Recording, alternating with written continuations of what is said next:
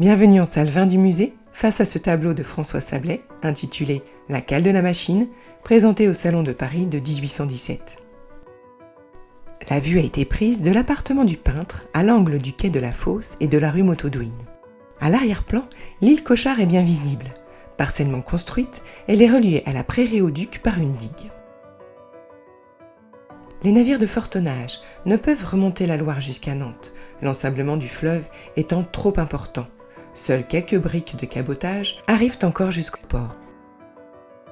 Les navires à fond plat, gabarres et barges sillonnent la Loire à côté des embarcations des pêcheurs.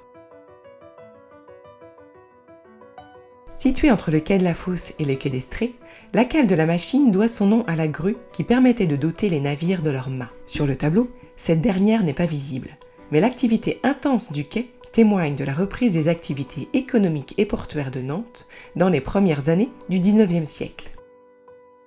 Le responsable du contrôle douanier bénéficie d'une installation sommaire mais centrale sur le quai. Il contrôle les cargaisons et vérifie les documents officiels. Les négociants et armateurs nantais se rencontrent sur les quais, qui sont fréquentés par toutes les catégories sociales. Ici, Christophe Daniel de Kervégan, maire de Nantes durant la Révolution française et député de 1804 à 1810, est représenté en compagnie de plusieurs armateurs. Associé aux bateaux lavoirs à bord desquels s'activent les lavandières, le linge blanc mis à sécher le long des quais impressionne par son importance.